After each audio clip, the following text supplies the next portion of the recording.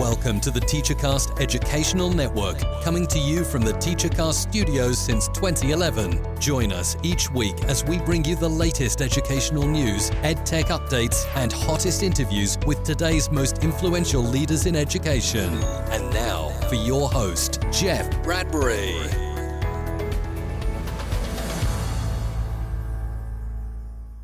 Hello, everybody, and welcome to the TeacherCast Educational Network. My name is Jeff Bradbury. Thank you so much for joining us today and making TeacherCast your home for professional development. This is Ask the Tech Coach, episode number 69. Today is November 11th. I hope you are having a good start to the fall, into that second marking period.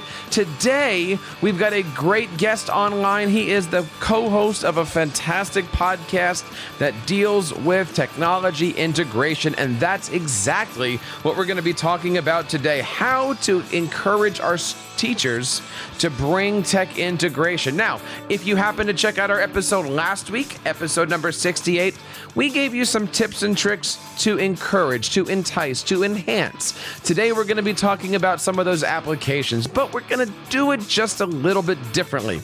You see, many times a teacher doesn't come up to us and say, share with me a brand new app.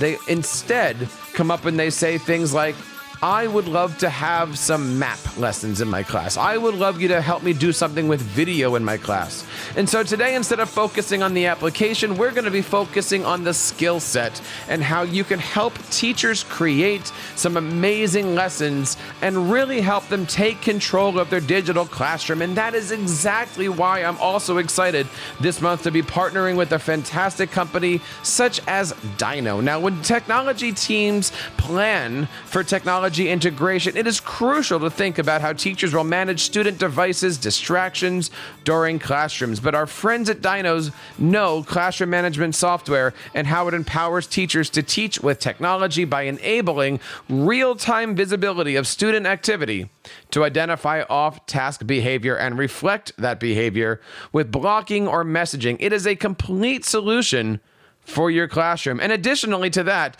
Dino enables teachers to create blocking plans, facilitate formative assessments, and view student history after class. Now, the Dino team also understands that as a tech coach, the time you dedicate to professional development and maximizing instructional minutes is invaluable. So their software is here to help you empower your teachers to use devices in their classrooms to ensure their work and your work is maximized each and every single day. You see, Dino defeats device distraction, so you have the confidence that your time and investment in learning technology is reaching its full potential. Help empower your teachers to embrace technology integration, knowing that their students are on task during class with Dino. To learn more, go over to dino.com, or also I want to share with you guys something awesome. This month, Dino is giving all of our listeners of the Ask the Tech Coach podcast a limited time free trial offer. Claim yours today over at teachercast.net/dino. That's teachercast.net/DYKNOW. And now I gotta say, it has been a great month already in November. I just got back from a fantastic 2 days in Atlantic City at the New Jersey Education Association Conference, the NJEA Conference, where I had the opportunity to once again, for the 8th year in a row, bring the TeacherCast booth out there and had a chance to meet with so many great New Jersey educators, got a chance to meet so many people. We did 8 sessions on Thursday, and I did 6 sessions on Friday. It was amazing. I've never once left a conference not able to speak. It was amazing. My throat was just throbbing at the end of it because it was so great to be able to talk. Literally, we went from 9 o'clock or 8 o'clock on Thursday, but 9 o'clock on Friday, in the morning, straight through to the end of the conference at 5 o'clock on both days. We did every single hour on the hour, and I did a blog post about it. I put the link over in our show notes here over at episode number 69, and we did our favorite topics: how to get animated on Google Slides, how to do creative things with Google Sites. But I got to tell you guys, I'm a little confused at this one because I put together a couple of our workshops that I've done here on TeacherCast, but never did in a conference. And I got to tell you, I did them thinking that not many people would sign up for them. And what I'm talking about specifically are my edupreneur workshops. And I got to tell you, every single time I did an edupreneur workshop, it was packed. It was standing room only. And I got to say, that's pretty awesome that so many teachers are out there trying to build a side hustle, work for themselves, get a little bit of business for themselves. But I couldn't help but think that this is where a lot of tech coaches are, right? You're in that position where you've got a wonderful gig as a tech coach, but you've got this drive to be a consultant. You've got this drive to do something with your Google trainer badge, your Microsoft Innovative Educator trainership. You've got that drive to do something that's going to bring a little bit of extra income for your family. Do something to help out not just your school district, but more. I got to tell you guys that you are in there in that position. Check everything out over on buildyouredubrand.com. We've got a fantastic website all designed for helping you put stuff together. And we've also got a brand new online course that you can sign up to over at buildyouredubrand.com. Now, my first guest today is a fantastic New Jersey educator who hails from the great state of Pennsylvania. He is a tech coach and a media specialist. I want to bring on today my good friend, Mr. Eric Guys. Eric, how are you today? Hey, I'm fantastic. Thanks for having me. I've been looking forward to being on your show for quite some time. It is so great to have you here. Of course, we're going to talk a little bit about what you guys do on your podcast, but what is it like right now to be in the world of technology, media education? There are so many great things happening in the world of media literacy. Absolutely. It's fantastic. I mean, the amount of stuff that's out there right now can be overwhelming a little bit, but it's also exciting because we get to explore as tech coaches all these amazing tools, and we get to put them in the hands of our educators who will pass it down to our students. And it's just it's an exciting time in education. And the reason why I'm happy to and excited to have you on the show today is because like many tech coaches, you are in that position where you have a chance to help teachers find that right technology. Maybe a teacher doesn't come to you and say, I want to learn Flipgrid, but they might come to you and say, I'm looking to bring video into my classroom. Exactly. I think one of the things that we need to think about here as tech coaches is what we're trying to get out to these teachers. One thing I try to encourage every time I meet with a teacher to bring in technology into the classroom is first, what are you doing in your class? And second, is this piece of technology going to enhance your lesson? And I always strongly encourage them to not use technology if it is not going to enhance the lesson. But if it is, I'm all about it. Oh, absolutely. And we talk about that all the time here on Ask the Tech Coach. Doesn't mean that we have to be tech coaches. We are here to help out with the instruction to enhance the curriculum. And that's why we're going to be talking today about those ways that we can encourage it, really from the application side. I can't remember the last time a teacher said, can you show me Flipgrid, right? I'm just going to go back to that example for a second there, right? But you walk into a room and teachers might say, can you help me with video? Can you help me help my students with a better writing activity? Is there a way that we can do something with maps in my social studies classroom? So today, instead of focusing on the app, we're going to be focusing on the action. Now, before we started recording, Eric and I took our moments to really come up with the questions that are going to answer what our teachers are asking today, right? It's not anything different other than I want my students to be able to do, right? That's really this big question here that we're going to be asking this month. How do we get our teachers to ask that question? What app does this skill? And so we're just going to kind of go back and forth here. And, the word communication comes up a lot, Eric. We talk about our students being good communicators. That could be anything. But if somebody said to you, I'm trying to figure out how to teach my kids how to be more responsible, better communicators, better digital citizens, what are some of the apps out there that you might help the teacher find when it comes to, just basic communication skills? Yeah, I mean, there's a lot of them out there. When we're communicating back and forth, you could go as simple as Google Docs. That is a fantastic one, but I like to use Google Slides even more. We do this activity that is a big hit with all our teachers. It's kind of like a showcase. So we do this at the beginning of the school year or the beginning of a new course midway through the semester where we hand out numbers to every student as they walk into the classroom, and they get that number slide, and then they go and they get to develop something. And this is kind of a good way to get communication not only between teacher and student, but with other students. Who are they, basically, on each slide, and they have like 2 minutes to go do that. You could do this with any topic throughout the whole entire course. Now, when I think of easy communication apps, I look at the one that maybe doesn't come to the mind, right? Google Classroom. I've had a lot of teachers say to me, how do I do easy assessments? How do I do feedback? How do I teach the kids how to have communication with each other? And I say, have you ever used Google Classroom? And they said, I've never thought about doing it that way. And if you look at it, Google Classroom has a few different options, right? When you set up a classroom, you have the option to say, nobody can access the stream. Nobody can write on this. Or you can say students can comment only, or you can say students can write and comment only. And you know what? For a walled garden, for a closed environment that's already a part of your educational environment here, creating a Google Classroom where kids can have those access to first comment and then write their own posts and pages and stuff like that, that's a really good place to start to do that little, digital citizenship 101 training here.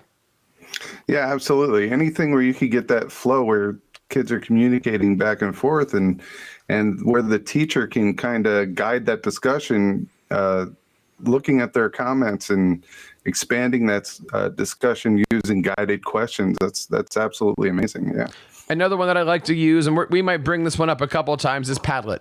Right? Padlet is another one of those, very much you can set up a Padlet, embed it onto a Google site. And then again, they can create their own posts. You can create a post that they can respond to. And then other people underneath can do a thumbs up or a star or a yes or no, or they can always comment under it. These are simple apps that, I don't know about you, Eric, but they're easy to use because a lot of teachers are already using them. Just maybe they haven't figured out a different way to use, let's say, a Google Doc other than using it as a word processor.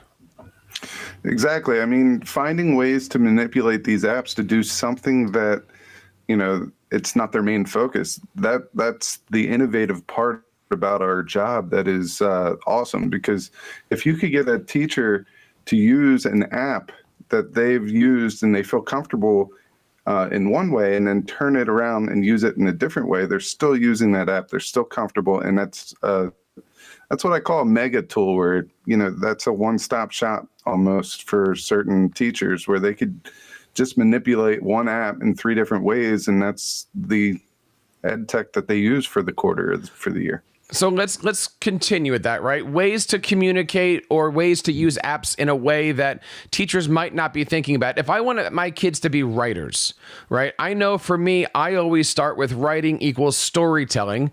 And we've been a fan here for the last 8 years of Storyboard That, creating basic cells, basic stories, basic, pictures of what the action is going to be.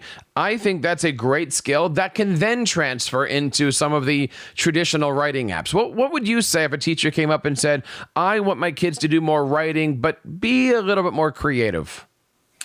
So there are 2 apps that I really like. The first one is Pinup. And Pinup, it's like a bulletin board, and I would use this for pre-writing. And we do this, it's not just an English thing. You could do this before a student is going to write up their lab report in science, before they're going to write up their research report in history. So it's a tool that you can use anywhere, but basically it's just one big corkboard. It's a digital corkboard where you could throw up different Post-its and move them around. So I like to use them as a flow chart, or what are my beginning, middle, and end of a research project or an essay. The other one that I really like is edgy.it. And I think sometimes as writers, we need to start by modeling what we want our students to do. So one of the biggest things is proofreading.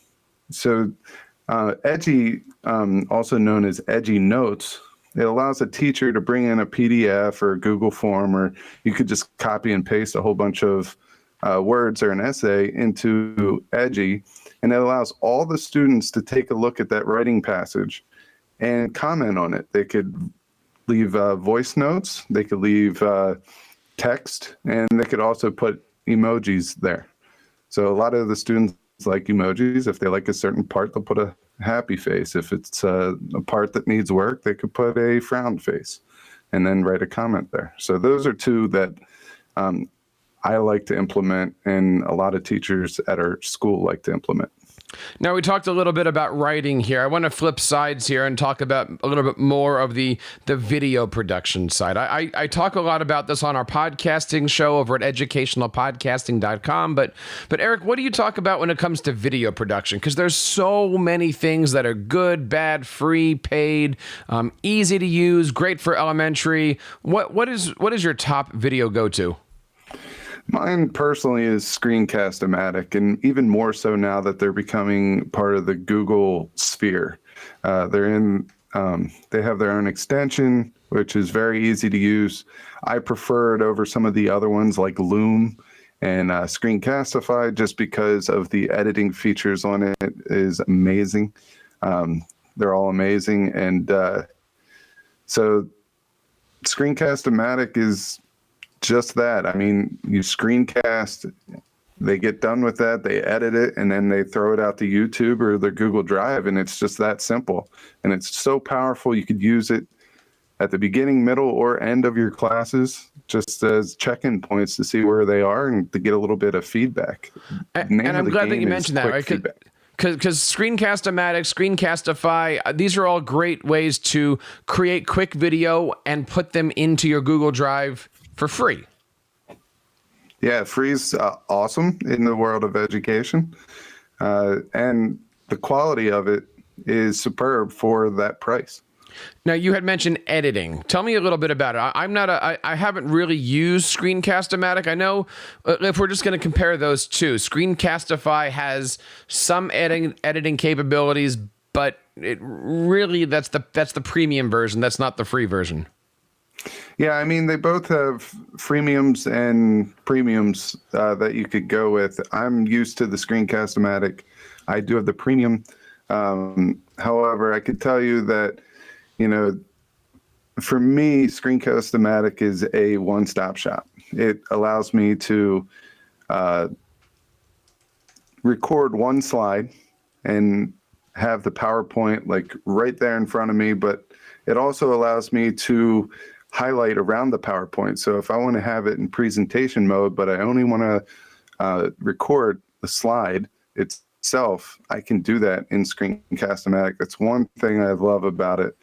Another thing is the editing tools, such as you could do scripting or closed captioning on Screencast-O-Matic. You could do some post-production like highlighting or zooming in. So if you're typing a website into the URL bar, you can take the magnifying glass and make that URL big so your viewers can see it very easily. So there's just a lot of little tools that are pretty amazing about Screencast-O-Matic that I really like. Now, one of the things that always comes up from teachers here is free versus paid. And especially, and I wanted to bring this up in the video container here, because a lot of times with the free, it's I'm going to record and I'm going to save. And maybe sometimes there's a few different things in there. But when it comes to like professional level video editors, I use Final Cut. Some people use, Adobe Premiere. I tend to leave those out of the educational realm. But the two that are big for education, of course, are WeVideo and Camtasia. And I'll even throw ScreenFlow in there too, because I think that they're good. They're just not Telestream isn't really focused on education the way TechSmith is. But what's your thought on this one here? Paid video, not paid video? I guess it really depends on the teacher and the course that you're teaching. Yeah, it really does. I mean, one thing that you want as a teacher is you don't want to take time away from the content or away from the project for, simple things that you could get out of a free version. What I mean by that is you really want to focus on the tech tools that allow the teacher to get what they need to get from the students, for the students to really take a control of that project and value it, because what they're pushing out is something that they think is professional. And that's all about the value of the tech tool. And mine is WeVideo. That's a great example. It is a freemium, and I'm not afraid of a watermark, and neither are the students. You could use WeVideo to do something in 5 minutes, where Camtasia or ScreenFlow, you might take 25 minutes for that same thing. Now, is the quality in Camtasia going to be better? Absolutely. But in education, you don't need to push it that far in a classroom, and teachers do not want their students taking 25 minutes for something that they should be able to get done in 5. Eric, I know on your podcast over at gottech.com, you guys talk about a variety of topics. And I know one of the things that you guys focus on and have an amazing series of resources on are breakout rooms. And I'm going to be putting a link on our show notes here about creating digital escape rooms. Would you say that a digital escape room is a great way to introduce technology to teachers who, might be looking for that tech coach to come in, maybe take over a class, model a couple things, show off? What is it about digital escape rooms that's just one of those great little, lessons that a tech coach can do to help out their teachers? Well, digital escape rooms are fantastic because they're free as long as you host it on Google. I use new Google sites, but the opportunity to throw out specific content is on that of the creator of that digital escape room. So yeah, it would be a fantastic way of throwing out different pieces of EdTech to our teachers because, hey, they're playing a game while they're learning about technology. And then by learning about technology, they're seeing how it could be used in the classroom. And from that, our teachers are very smart. They can look at a piece of technology and kind of get ideas as they use it. So digital escape rooms are fantastic, not only for in the classroom with students, but for professional development for teachers as well. And again, I know you guys have a great resource. I'm taking a look at it right now. We're going to leave the link onto that. If you're looking to bring Breakout EDU and digital escape rooms into your classrooms, I will leave the link here in our show notes. This is Ask the Tech Coach episode number 69. And when it comes to things like digital breakouts, when it comes to things like communication, it really does talk about safety, right? Teaching your students to say the right things, not be rude, not be mean to each other, and give each other the opportunity to learn, breathe, and grow. And so when we're looking at things like social media, that's a very controversial topic. I believe that social media is something that should be taught, even in the early grades, because look, even my 6-year-olds are now exposed to things like Facebook and Twitter, and we want to teach them the right ways. I'm bringing this up because I've noticed a couple things on Facebook about the app TikTok. Are you familiar with TikTok? I've seen the little 30-second, digital commercials on it, but I have never used it myself. Now, if you ask your students what TikTok is, they say it's an application where people dance. And, that's an interesting way of looking at it. And then the other day I was talking to a few people about it, and they had some interesting ideas. And I thought, okay, let me check this out. And I happened to run into a YouTube video featuring Gary Vee. And his whole thing was, these social media platforms are anything that you want them to be.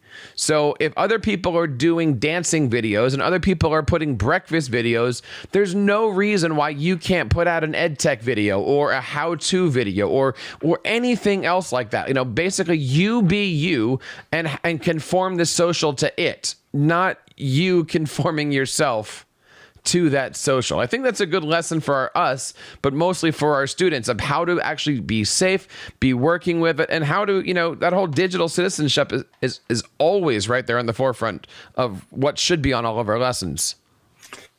Absolutely. I think the best way to teach our students how to act in the real world is to bring the real world into the classroom. And I think that social media is just a part of that. I mean, if a student misbehaves, I'd rather them misbehave on social media within the boundaries of my classroom. So if I can make a social media platform private just to my classroom, we could use that as an educational moment. So I would not shy away from using these semi-public spaces of social media, depending on the boundaries of the school. and use them as teaching moments, because like I said, if they put something out on the Facebook where it's public, it's out there for good. If they put that on a social media platform that you could contain to a private mode, well, then we could use those as learning experiences. So I wouldn't shy away from that. Now, we have two more topics here I want to bring up, Eric. One of them is graphic artists, right? Being something that you can put on paper or on a canvas and share it off, and also a little bit about digital organize. But before we get to that, I want to remind you guys that next month in December, it is all about you. We're looking to have tech coach stories. If you'd like to be featured here on Ask the Tech Coach, please reach out to us either on Twitter at Ask the Tech Coach or email us over at feedback@teachercast.net. We would love to have you on the show and feature you and your tech coaching journey. We would love to know what you guys are up to. So check us out over on askthetechcoach.com.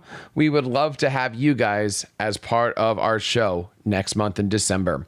Now, Eric, when we're talking a little bit about graphic artists, there's a lot of stuff. We've already mentioned a few. Google Slides is one of my favorite graphic tools, and I'll even do an aside and say Google Drawings, because really, drawings and slides, same exact application, minus a few features here or there. But you've got a few that I've never heard of. What are some of your favorite graphic applications? So one of my favorites, I use Canva a lot, but one that's similar to that, just gives me a little bit more variety, is Visme, Visme.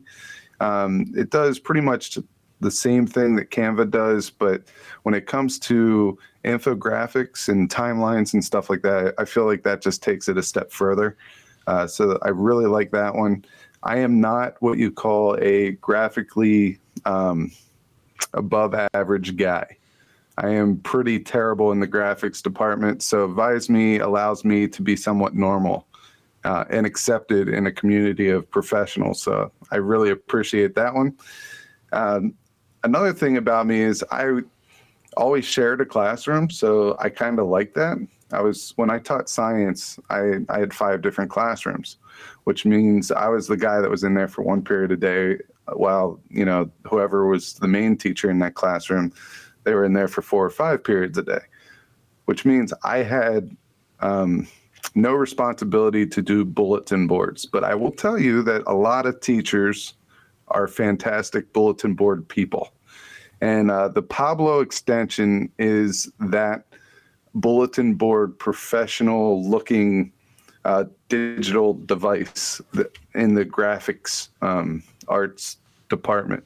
So if you have a quote that you really like, it allows you to go into Pablo, put that quote, and it will give you a whole bunch of pictures that you can, rest that quote on top. And it takes 2 seconds, and you have yourself a picture with a motivational quote. You could do the opposite as well. You could find the picture first and then go out and get the quote. But either way, the Pablo extension allows you to do that.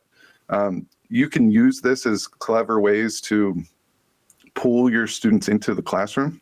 We talked earlier about storytelling and narrative and how important that is. Well, you could easily put a narrative on a picture, make it look real nice, and then the students are immediately engaged with that. The last one is called Photofunya. This is one of my absolute favorites. I could take a picture of me and I could put it on the side of a building in New York City. And all it takes for me to do is upload that picture, and it does everything for you. I could put my face in a cup of coffee. Like my face will be the froth of a cup of coffee, which, that's probably a scary thing to wake up to in the morning. But Photofunya is just another one to personalize your classroom a little bit. Get them to know that you're not just there to hound over them. You're there because you're a human being that cares about your students, and it allows them to know a little bit more about you. But those 3 awesome tools. I will definitely be checking out those as we go through the next couple of days. They look like great ones. I just put Pablo on my Chrome extension.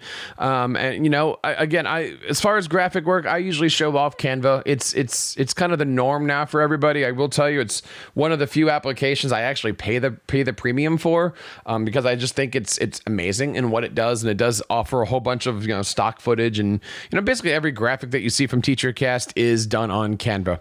So let's talk about the last one here, right? Because this is really where I find a lot of teachers have a need just as much as students have the need. You know, we talked at the top of the show that I was doing one of my favorite sessions this past weekend at the NJEA convention called Stop, Drop, and Get Organized, all about keeping your Google Drive organized, your Gmail organized, digital organization.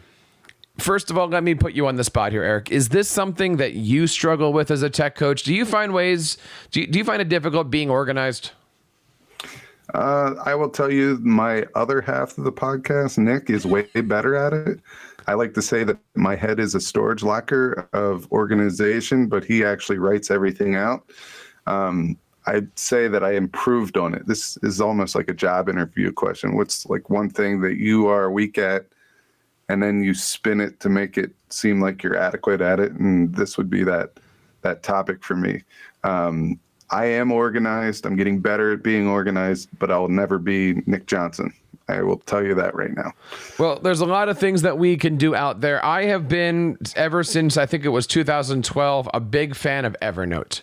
Now, I will start here because this is more of a professional, personal thing for staying organized, not something I would set up my students for. But, Evernote is a great way to keep everything organized. And I pause at calling it a cousin, but OneNote, right? These are two very similar applications. You can put anything in there, your text, your photos, your videos, your files, your whatever, organize it. It's online, all of those things. Evernote and OneNote are amazing digital organizers, but you've got a few more that are great for students. One of my favorites is New Google Sites.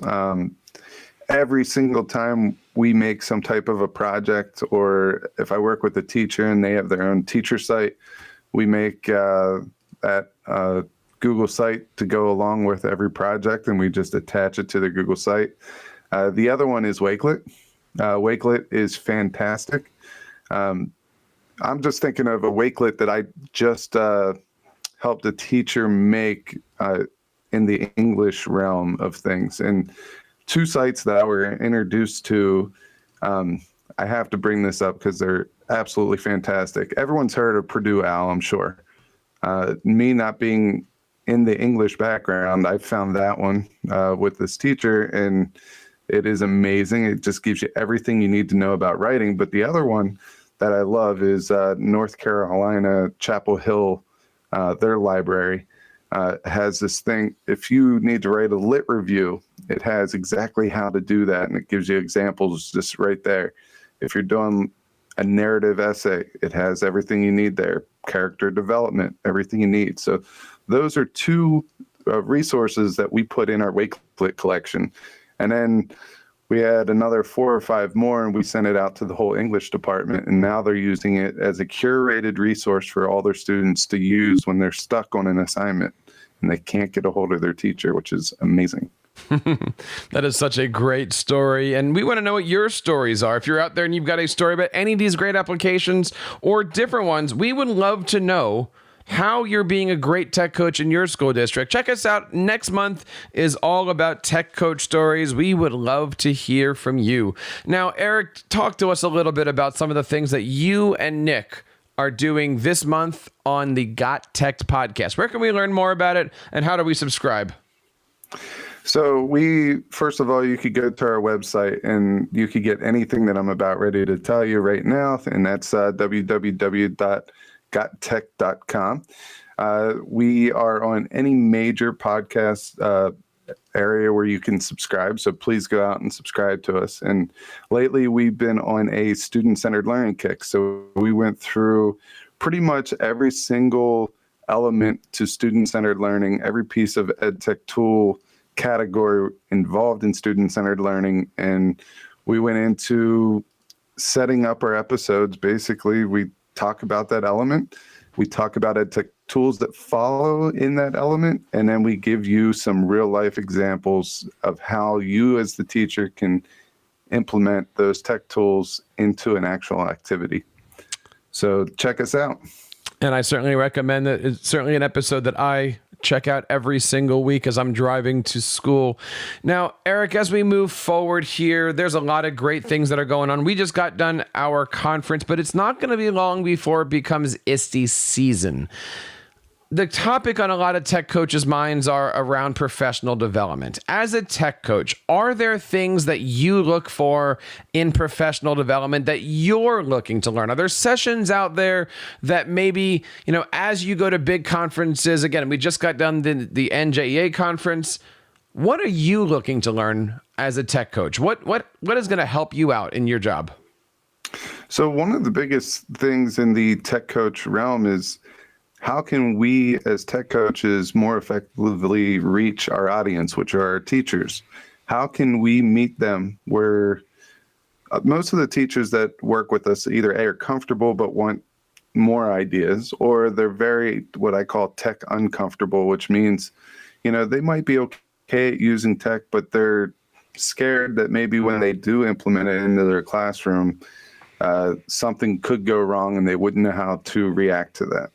So my thing is I just want to go find more tools, more resources at how I could bridge that gap between the tech comfortable and the tech uncomfortable.